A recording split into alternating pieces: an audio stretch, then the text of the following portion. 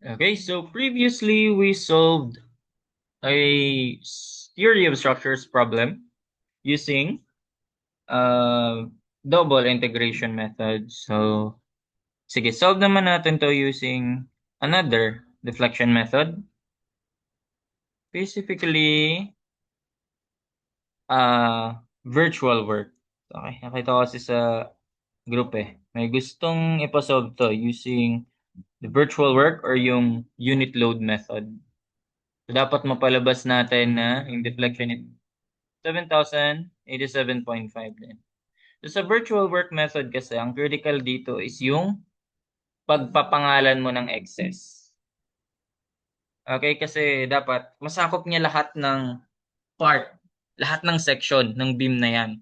So, dapat may moment ka dito or may analysis ka dito, dito, dito, dito. Diyan nga lang ba? Actually, dapat mo consider mo rin yung magiging virtual beam, yung maging location ng virtual beam. So, sige, draw muna natin yung virtual beam nito.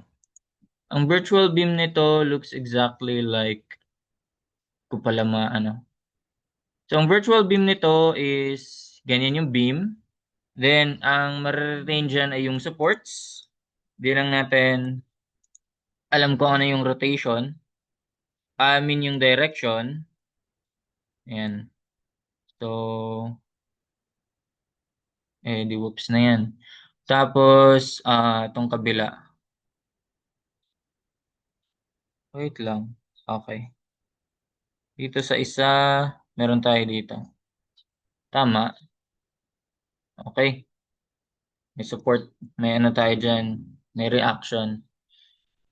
Then, kung deflection ang pinapahanap mo, syempre, unit load, concentrated load ang ilalagay mo. So, same, ang hinahanap is value of deflection midway between support. So, 4.5 pa rin.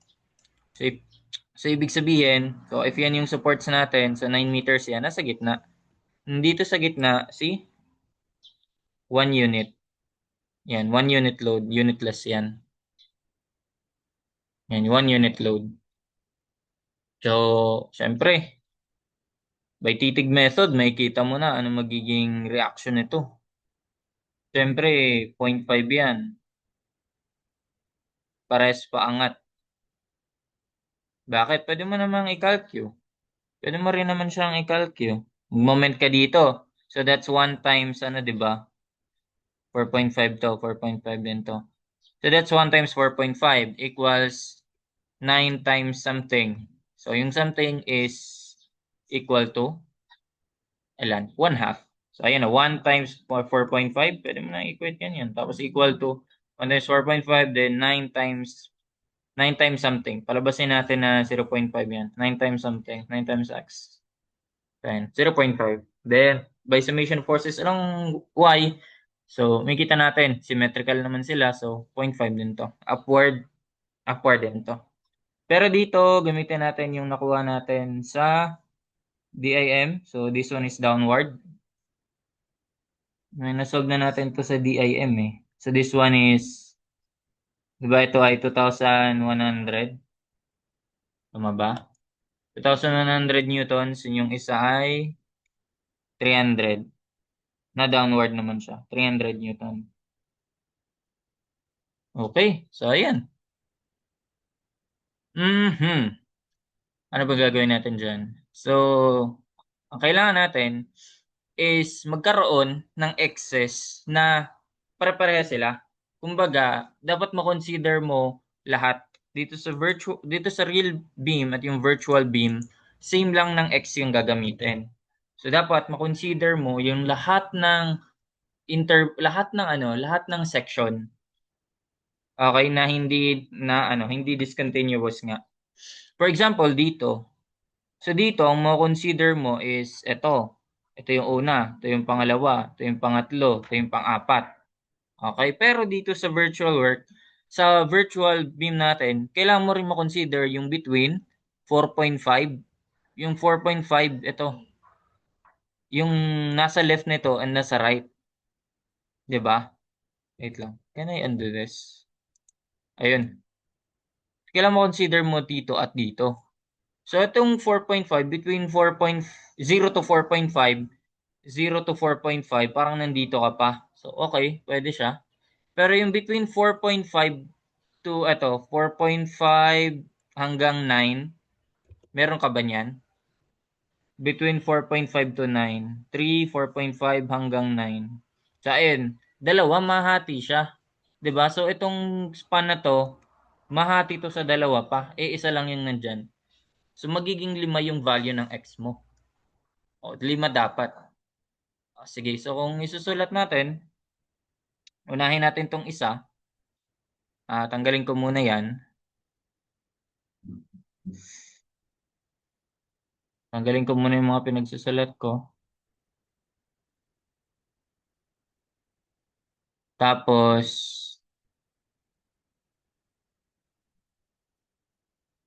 ayan. 4.5. Okay, so gagawa tayo ng ito na lang. Mas okay pala to. Ito una, x1. Habaan nga natin. Or ganito na lang kaya. Dito ko ilagay ito para parehas sila, no? Much better. Uy, sakto. Uy, sakto yung galagay ko. Okay, so habaan natin. So ito yung x1. Yan yung location niya. Pwede ba yan? Ayan, between 0 to sige, magpangalan tayo. So, ang x1 natin ay, bali 5 kasi yan, di ba? So, ang x1 natin ay between 0 to 3. Pangalanan natin. Di na ako maging legalistic sa equal, less than equal. Basta yan na yun. So, next ay, pwede ko ba i-copy to? Yun, pwede. Minsan kasi hindi. Ito yung tinutukoy ko na mahati siya. Dito. So, dito, between couple and ditong 1. So, kailangan meron ka rin dyan. May x ka rin dyan. And then, another one. Between sa kanila. So, ayan. Another one. Dami, no? So, pwedeng dito. Between, start na to and yung support. So, pang-apat. And finally, pang-5, yung last interval. So, ito na yan. Between support and yung sa dulo. So, yeah. That's it. Ganyan yung mga X mo. Mas okay siya kung papangalanan natin Aha. So, ito yung X1. Ito yung X2. Yung X3, pwede mo namang isagad pa dyan. Sige, X3. Ayan, X3. Ang X4 actually pwede mo na nga gamitin dito eh. Pero sige, may kasi may gagawin ako. May gusto kong ipakita. So ituloy-tuloy natin na ganyan siya. Tapos pwede rin naman yung isa eh. Ito yung X4. Naman yung X5. Haba no. Pero pwede rin siyang ganito. Pwede rin ganito yung X4 mo.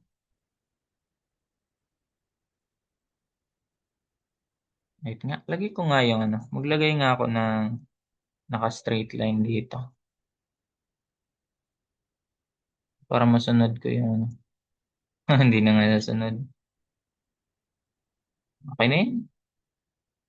Basta ganyan. Then, isa pa, dito naman tayo sa isang support. Hindi maabot. Ayan. Di pala yung support kasi cantilever pala yan. So, ayan. So, pwede kasing gagawin mo dyan is, ito yung X4. Ibahin ko na lang kulay. Ibahin ko siya kulay. Gawin kong red. Pwede rin dito. Pwede ito yung X4 mo. Pwede rin ito yung X5 mo. Pero gagawin ko yun mamaya. Yung blue muna. Okay, so ayan, 0 to 3, so dapat meron kang moment niyan using itong M, ito yung moment gamit yung real beam, itong small m, yung moment gamit yung virtual beam. Okay. Or adjust pa natin to. Parang kukulangin yan eh. Okay. From 0 to 3. So, kung 0 to 3, dito tayo magfo-focus. Dito na part. So, ang meron ka lang ay negative 3,000, ay 300 times x. Di ba? Ayan. So, negative 300x. Negative kasi, syempre, pinapalungkot niyo yung beam. So, gamitin natin yung sign convention na for positive moment, ganito, positive moment. And for, mali-mali, for negative yan. So, for positive moment, ito, yung pinapangiti, yung beam. So, ayan, pinapalungkot niyo yung beam. Pag rotate yan, ganyan, gaganyan yung beam eh. Magsasag. So, ayan, negative 300. Then for, ano natin, for virtuals, ayan, 0.5x. 0.5x. 0.5 times x. Okay, tama. Pangalawa, so we have x2. So, ayun, as is lang, ay parang may madadagdag lang dito, negative 300x. Then, madadagdag lang yung 2,700. Oh, positive yun kasi pinapangiti niya yung beam. Yan, paganya. So, ayun. 2,700 yung kilonewton. Gawin ko na tong 1,000 na. Okay. So, ayan. So, okay, meron na tayo sa pangalawa. For M naman is ito yan. So, ganun pa rin pala. 0.5x lang din. 0.5x. For pangatlo, we have, ayun pala to. This one is 3 to 6. Kailangan kasi natin yan sa ano eh, sa integral natin. 3 to 6. Yung pangatlo ay ganun lang din. Ganun lang din for 6 to 9. Tama ba? One. Ay, wait lang. Mali yung ano ko. Mali yung 3 to 6 ko. Kasi pinutol na natin, di ba? So ano to? 3. Yung una ay 0 to 3. Yung pangalawa ay 3 to 4.5. 3 to 4.5 muna yon. Okay? 3 to 4.5 muna yon. Then sunod yung 4.5 to 6. So yun yung sabi ko kanina na kailangan mahati mo pa. 4.5 to 6. Okay, so 4.5 to 6, ito yan. Ito yung 4.5 hanggang 6 hanggang dito. So ito naman yung part na yan. So ganun, parehas lang din pala sila. Negative 300x plus 2,700. Walang pinagbago. Pero sa virtual load meron. May madadagdag ka ng 1. So 0.5 times x tapos minus 1 times moment arm niya ay ito lang dapat yan. So that's buong x minus ito, ano yan, 4.5, 'di ba? X minus 4.5. Ayan. May pang 4 ka pa. Yung 4 tsaka 5 dadalawahin ko yan. Okay, so 4.5 is yung sa sunod ay 6 to 9 na, tama? 6x to 9. Pang-apat, between 6 to 9. Ito, 6 hanggang 9. Ito yan. Sige, ganito nga. 1, 2, 3, 4, 5. Ayan, no. So, between 6 to 9. So, may madadagdag na ulit dito. So, magiging ano pala to? Negative 300x plus 2,700. Tapos, may madadagdag. Ito, may influence. So, negative din yan. So, 300 times x minus 6. Kasi ito yung buong x, babawasan mo ng 6. Kasi ito lang yung kailangan mo. So, ayan. So, magiging minus 300 times x minus 6. Then, times x minus 6 ulit over 2. Kasi moment arm niya. So, ayan. Kaya ganyan siya isusulat. For a while, adjust ko lang to. Pinulang pa nga, in-adjust na eh.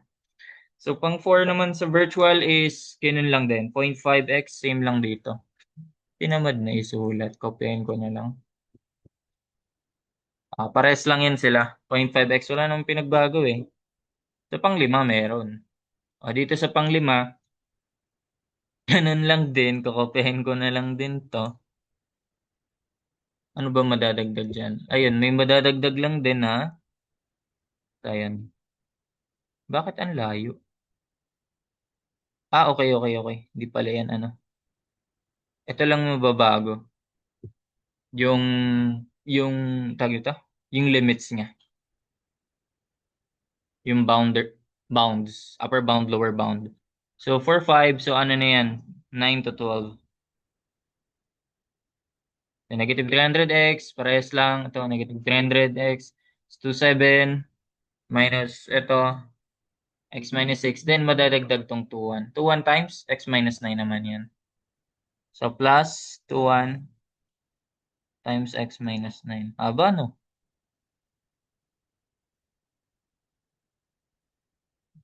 Aha.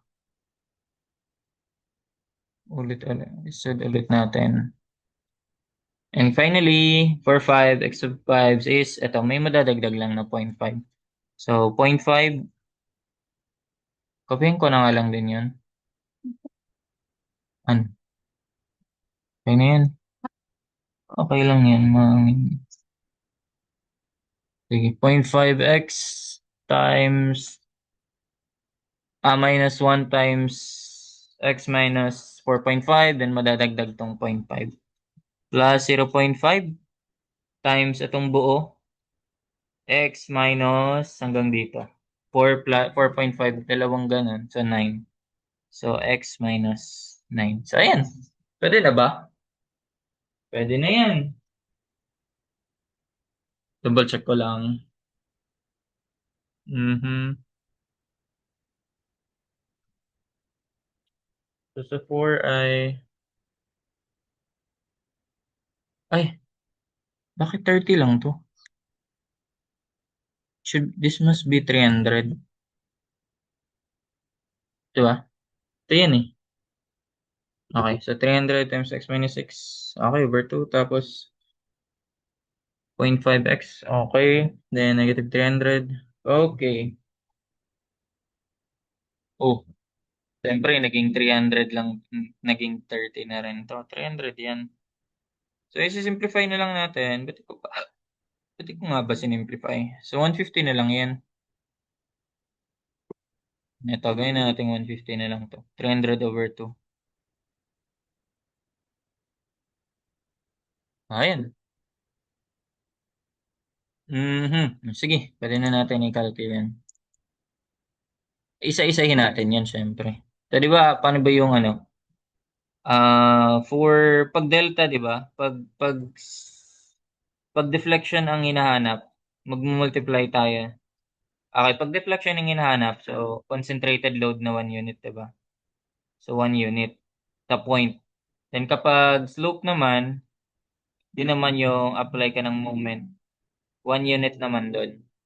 So pag deflection, ito naman yung ano niya, formula niya. So 1 times delta kasi yun eh sa formula, di ba kapag ano? External load kasi to, saka internal load, yun yung principle ng virtual work.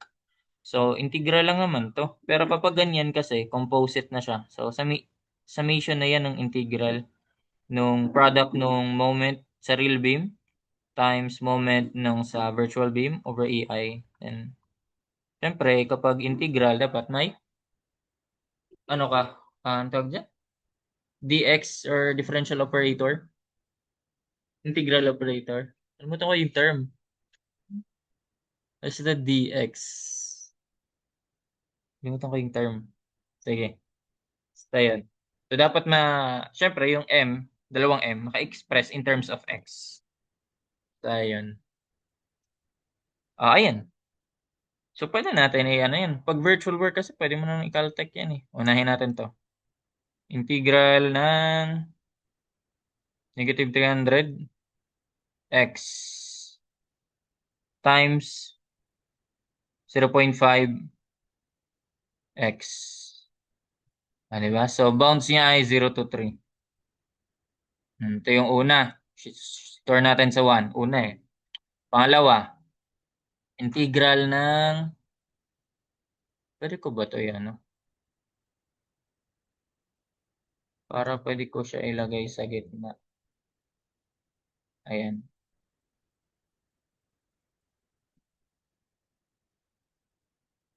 Game.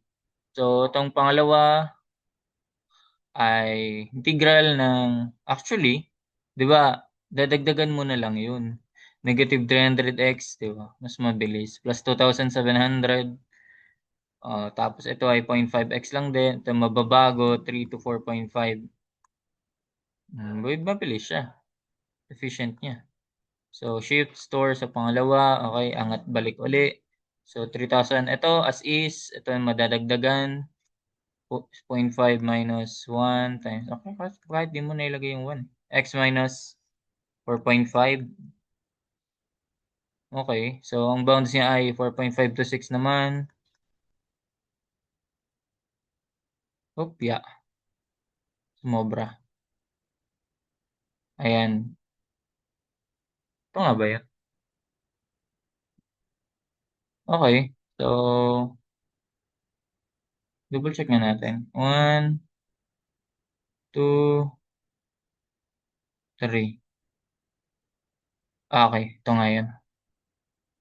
Okay, so sa pang 4, may dadagdag lang tayo. So negative 3. Ito, sa 2,700, may madadagdag na 150 or negative 150, x minus 6.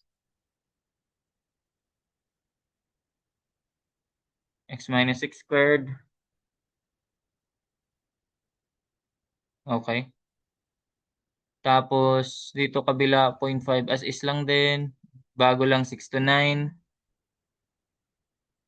6 to 9. Ayan. Ito yung nadagdag, pang-apat. Pang-lima, finally. So, negative 3,000. Ito, may madadagdag ba? Ito may madadagdag nga. After ng 150, so madadagdag yung 2,100 times x minus 9. Tama? Walang wala. Okay, x minus 9. Tapos sa kabila, 0.5x. Ito, x minus 4.5, madadagdagan ng 0.5 times x minus 9. Boom. Zero lang pala yun. Bakit kaya? Tignan natin. Di ba ito 0.5x? Tapos ito minus x. Distribute na natin. So ito plus 4.5 plus 0.5x. 1 half times negative 9. So negative kalahati, 4.5. So tanggalan, 0.5x. Ito, 0.5x, then 1. 1x negative. So 4.5 minus 4.5 tanggal. Basically, 0 lang pala to. No? Ayun. So, apat lang yung pag-a-add mo. So, ayun. 1, 2, 3, 4. And voila.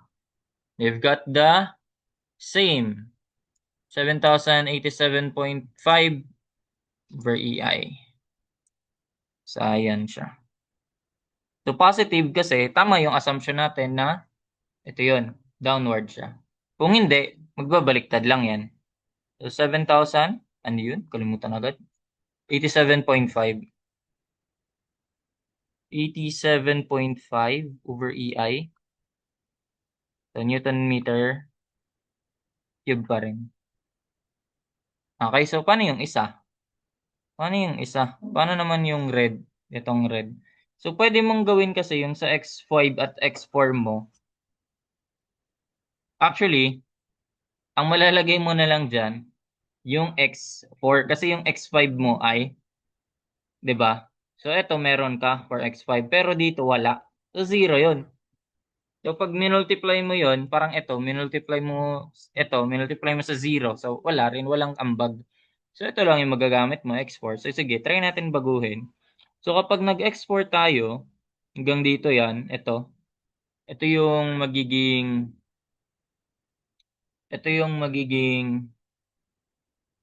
ayan. Tsaka ito yan yung mga magko-contribute doon. So, for X4, ganun pa rin, pag pinapangiti, positive. So, negative pa rin ang dulot niyang negative pa rin. X5, X4. Oo nga, tama. So, negative pa rin ang dulot nito. Kasi pinapalungkot niya. So, ano yun? 0 to 3 naman yan. 0 to 3. balik ka sa 0 to 3. Then, so negative 300 times buong x, just times x over 2. So, kakalahatiin mo lang. So, 150 na lang din yun, di ba? Then, plus mo lang yung 2,100. Ito, 2,100 times x minus 3. 2,100 times x minus 3. O, ayan. What about yung isa? Ito. So, ito naman yan. Ito lang yung mag-aambag dyan, no? 0.5 times x minus 3. So, ayan. 0.5 times x minus 3. Okay, so ayan. Babaguhin lang natin. 1, 2, yung pang-apat, babaguhin lang natin to. Pero erekta na natin, di ba? So, for maliksi lang naman yan eh. So, ayan. Negative 150 na lang times x squared. Tapos, plus 2,100 times x minus 3. Then, multiply mo sa 0.5 times x minus 3. Moment R niyan ay 0 to 3. Ay, wait lang. Mali ba ako? No, not 0 to 3 but 3 to 6. 0 to 3 yung 5 eh. Mali ako. That's 3 to 6. Yun. And voila, same lang. Not 0 to 3 ha. Kasi ang 4 pala natin. Oh, tama. Pagpalit ko kasi sila. So, ito yung 4 natin, no? So, that's 3 hanggang 6. So, dito siya nag-umpisa. Ayan. So, from 3 to 6. Doon siya situated. In between them. So, 3 to 6. And that's it. Same pa rin ang napalabas. So, okay ba lang? Pwede yung, mas okay gamitin. Depende siguro kung sobrang haba na. Ito kasi madadagdagan lang siya ng madadagdagan eh. 'Di ba? Yung isa naman, itong red, kung mas simplified doon sa part na yun, edi yun gamitin nyo. And yun, importante na palabas pa rin natin. So that's how you solve this structure or beam with loadings using virtual work method. Sunod, we'll use ibang methods naman. And that's it.